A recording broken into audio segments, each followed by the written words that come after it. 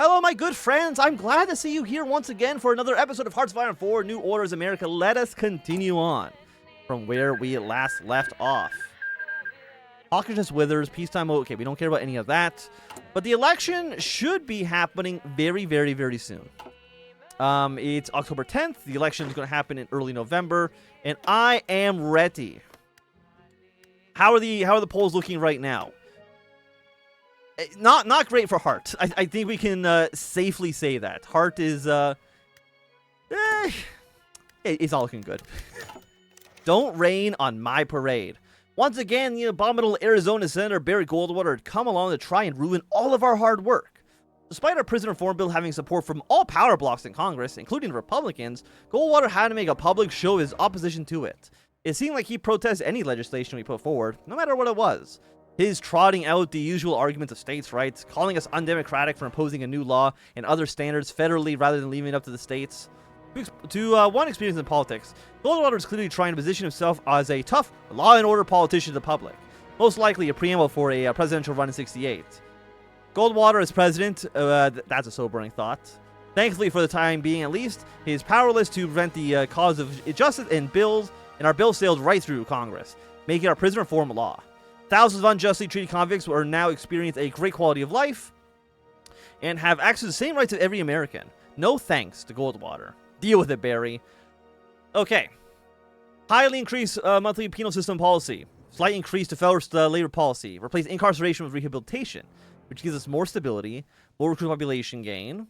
Poverty good change goes up by 0.02. We're going to be spending a little bit more money on administration programs and consumers. We're replacing penal labor with work programs. So we get less free repair. Industrial experience goes up by 0.2. Monthly poverty goes down. State justice will significantly improve. Everyone's going to become more Republican and Democratic, except for black voters who are going to become more progressive. And we get flyover fury. And we're still suspicious. I'm stunned actually that those two were not going to throw us over the edge and bring us into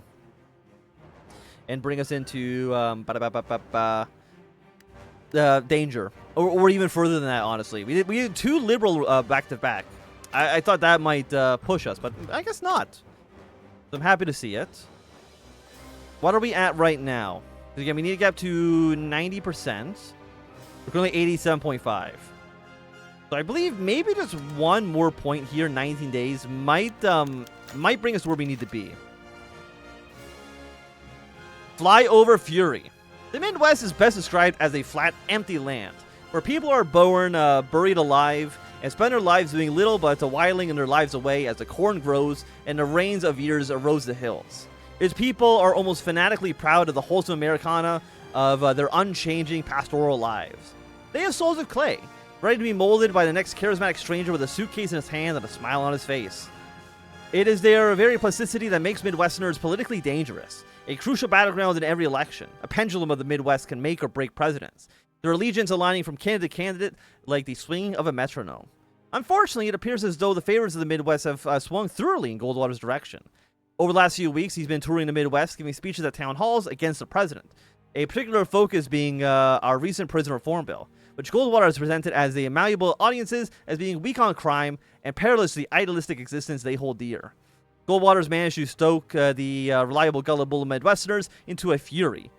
Protests have been held against reforms in almost every major city in the region as Midwestern sentiment towards the president turns sour. We can only hope that the infamously changeable Midwest will swing back on our side soon, or we may find ourselves in trouble. Robert F. Kennedy was seen as more liberal. Decrease the penal system, negative 4% stability. The rights of minorities will worsen. The state of injustice will worsen. And everyone becomes even more Republican and Democratic. Why? Can we just kick Goldwater out of the party? Is that a thing that we're allowed to do?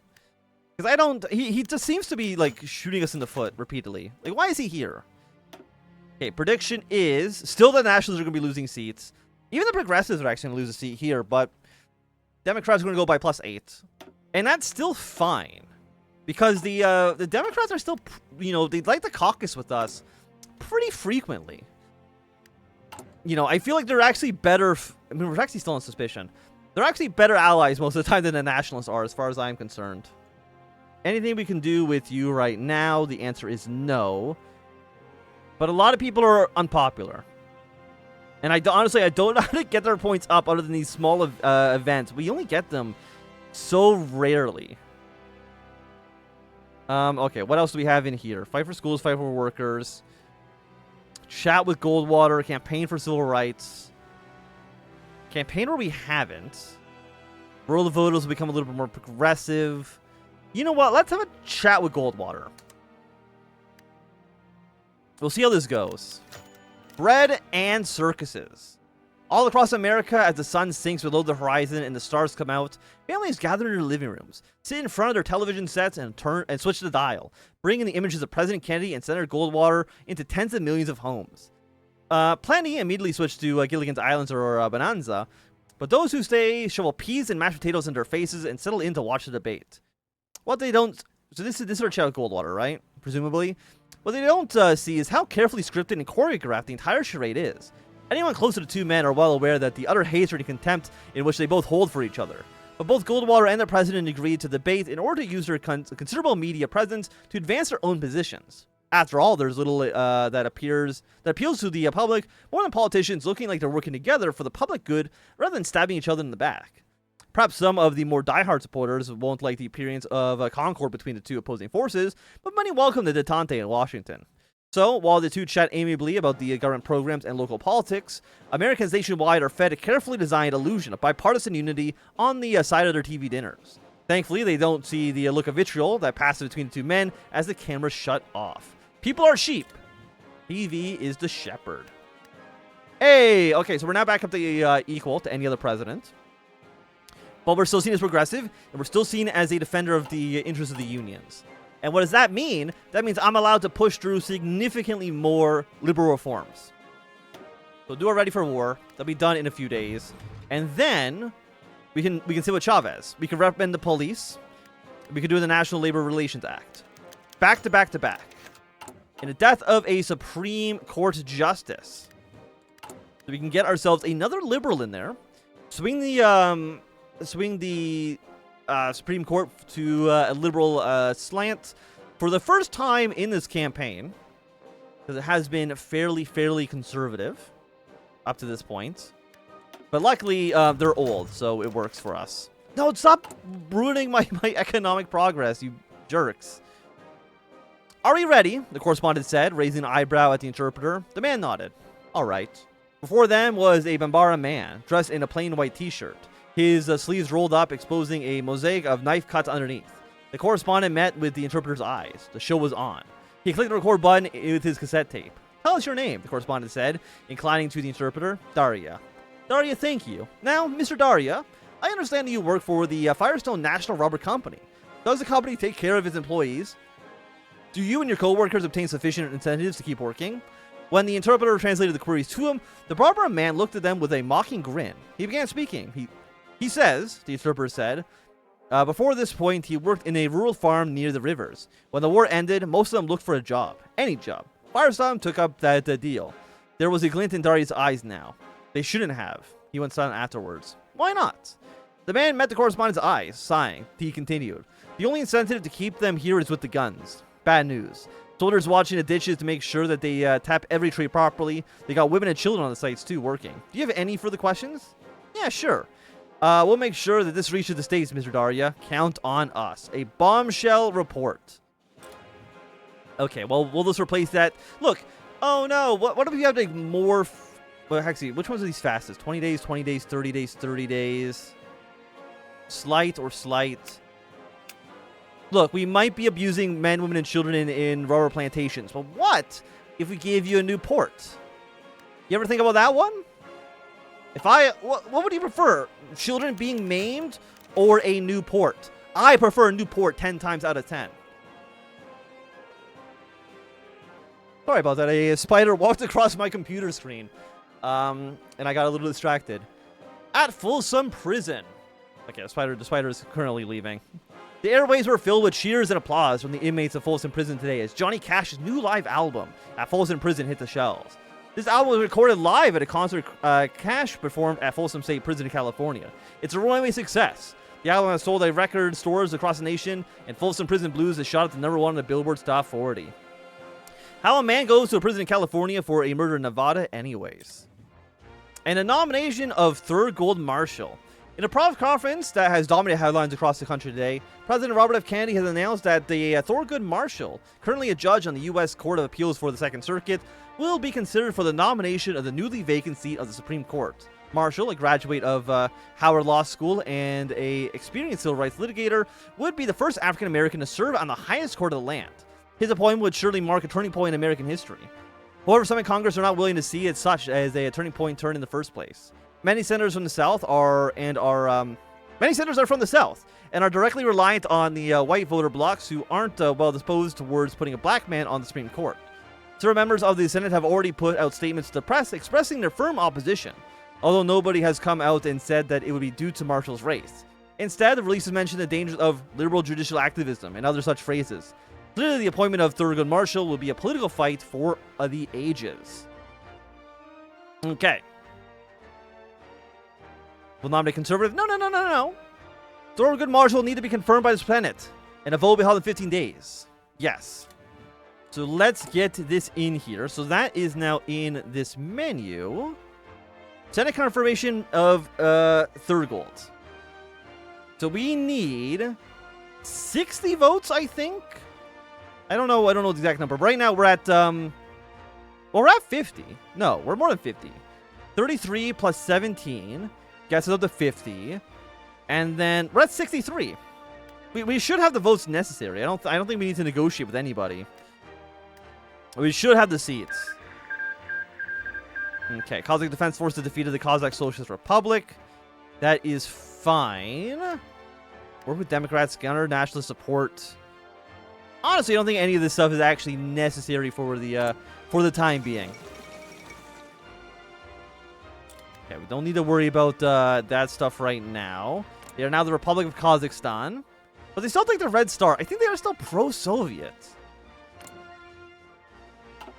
But I don't know when the wars in Europe are going to erupt once again. Okay, so we got ready for war. Let's follow you up with sit with Chavez. Okay. Sit with you. And ready for war. Football fields of factory space filled the assembly lines. Gargantuan warehouses filled with the brim with parts and chassis. A deafening clamor of steam and machinery, drowning out the workers' hubbub. A mountain of steel, rivets, and plastic entered at one end of the Lima Army tank plant, and from the other end emerged an armored beast of the Army Reborn. The commanding general of Army Material Command, flanked by factory executives, worked mightily to hide his awe. He was no stranger to the staggering scale of war. Fighting on the British Isles as a major, he watched waves of American soldiers fling themselves against the Germans like so many leaves in a storm. He never thought that he'd see something like this again, but now witnessed America arming itself for another grand crusade, its industrial heart rousing itself from decades of torpor. It was an ambitious contract, but you've got it all in hand, the general said. You're not the first to be impressed, the chief executive of the plant replied, keeping up with the general's brisk pace. We could produce one tank every 8 hours, and we're working to bring that down to 6, maybe 5. The general ran the numbers in his head. 1 tank per workday, maybe 2 or 3 at full capacity and triple shifts, so 2 or 600 tanks a year. The rare smile seized his face. Remarkable. We will bury them. Absolutely.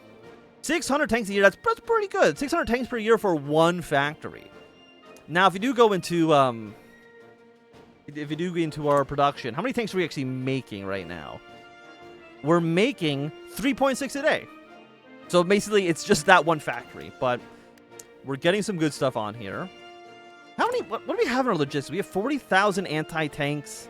We have 121,000 rifles. We have 2,000 helicopters. We got 1,200 artillery, 20,000 trucks. We have too much shit. Like, genuinely, we have too much stuff. What are we even selling? We can sell so much more than this. So you know what? Why not? Why not sell a ton of equipment? 20,000 of you. 10,000 of you. Do not sell ICBMs, as funny as that would be. So 500 of you. We're not selling any jets. You know, we can't trust them with that. You know, let's sell, 7,500 tanks. You know, we actually have a shit ton of these planes. Let's sell 2,000 of them. Infantry equipment. Sure. Put 100. I think there's 100,000. We have more tanks, more different types of aircraft. Jet interceptors, put 500 of these guys on there. For these guys, let's put 750. For the tanks, let's put up 1,000 of these guys as well. For support equipment, throw another 1,000. Throw put 250 helicopters on there. I have so, just put like a little bit of everything. For these guys, sell 1,000. For you, sell another 1,000. This will be almost 800,000 production. And you know what? We'll even sell them on the cheap side. 600K. Add all of that on there. Who do we actually even trade with? Who's in our market? Everyone, basically everybody that's in the OFN. People who I do want to give equipment for. And if they want to buy it from us, seems pretty good. Good RDC campaign. The warning. The Stonewall Inn is in a spite of a light and loud laughter in the world slipping into autumn. The sounds of occasional rushing aside, the inn is a good place. And the crowds know it'll be far more than just a building. For many of its patrons, it's the only place they can truly be themselves. But autumn is sweeping in, one chill breeze at a time. The signs have been there for a while. The mayor's riding on the coattails of the moral cleanup movement, sweeping the country. And the officer is sent to do the collection duties. One calls it the offering bag, and with only a hint of irony. From the inn tells the bartenders of the anti-mafia team that are forming in the back of the Metropolitan Department. It's not like the community they've formed hasn't known the wrath of the cops, but this time it'll be different. Change is coming to America, as the president says over the airwaves, but some changes are less welcome than others. The bartender methodically cleans the cups half an hour before closing time. He'll take care of the mess in the toilets afterwards, and there's always a mess in the toilets. He got hired by the Don, same as all the staff, but he'd come to love the place. The patrons are gaudy, and they have a glint in their eyes, but it's a real life that they're living here in this damn space. He looks at the sleeping customer hunched over his cups and smiles wanly. Whatever happens next, he'll stay with the ship, even if the hull's leaking. His passengers deserve nothing less. Okay, so we got some new tech campaign. Sure, we'll just go over to these handful of states there. And for our research slot, it's almost 69, which means that it's almost 1970. So you know what? Sure. Advanced motorized. It is stupidly expensive. Like crazy expensive. Okay, Class 3 Senate elections. The presidential election shall now play out. It is time, ladies and gentlemen, for the 1968 election. Okay, let's go down to speed 1 so that we can look at these properly. Hart versus Kennedy. We might need to go, okay, there we go. We might need to go on to speed 2 actually, just a little bit. And we're gonna go state by state, ladies and gentlemen. We're gonna go state by state. So Massachusetts has been called for Kennedy. Rhode Island for Kennedy. Connecticut for Kennedy. That is Vermont. No, that's New Hampshire and Vermont. So far, 35-0. Beautiful ratios here. Next up, Alaska has gone to Kennedy. North Dakota, also Kennedy. 3.4 to 1.8. This, so far, is an absolute slaughter. Honestly embarrassing for the Democrats. Next up, Oregon for Kennedy. Washington for Kennedy. Who is going to be the first states to vote for Hart? There goes New Jersey. There goes Montana. There goes Delaware. 7.1 to 4.1. This is really bad. DC has been called for Kennedy. 83-0. New York. 128-0. 12.7 to 8.2. There goes Wisconsin. 140-0. There goes California. 172-0. There goes Illinois, 199-0, 21.4 to 14.7. Virginia, you have shocked the nation by being the very first state to vote for Hart, 199 to 12. There goes Maine, brings us to 204. There goes Missouri, 217. Like, there goes Nevada. Like, it is such a... There's Pennsylvania. The one state I thought maybe had a chance for going to Hart as well. But, like... Okay, there's Alabama. And by Alabama, I mean Georgia. They have gone for Hart. Not a big surprise. Again, we've kind of lost a lot of support from the South. So I'm going to be surprised if, Alabama, Louisiana, Missouri, Mississippi, if they all go for heart, that would make sense. There goes Louisiana for heart. Michigan, okay, you actually are a little bit shocking. You've gone for heart as well. There goes Tennessee. Idaho as well as Colorado have gone for Kennedy. That was Nebraska. There's Kentucky for heart. And with Kansas, Kennedy secured the nomination. He secured the presidency. 276 to 75. There is... shit. Wyoming? I want to say that's Wyoming. There goes Arkansas. There goes Arizona for Kennedy. Alabama. I mean, it's basically what you'd expect, right? Like the South. Well, there's Florida. 320 to 94. Oklahoma, West Virginia, Ohio have gone for Kennedy. That is South Carolina. Has swung for heart. Oh, fuck, I didn't see which one that was. I think it was Minnesota. Minnesota's gone for Kennedy as well. Texas has gone for Kennedy. Hart has won. Yeah, so he's going to win most of the South. Oh, yeah, and he got Utah. 49.4 to 42.5. Honestly, it's a lot closer than I thought it was. But for 388 to 149, President Kennedy has won himself a second term. Congratulations to him. How close was Pennsylvania then? Oh, it was not actually that close at all. I thought it was a little bit closer than that. Yeah, like the South voted for the Democrats. I'm not like too surprised by that. They really don't like Kennedy down there. And what about the Senate? Progressives got 1 seat. Nationalists lost 6. Republicans lost 1. Democrats went up 6. So the Democratic Progressive Coalition right now is sitting at 60 seats. So, like, presumably, like, that should be enough to pass most legislation.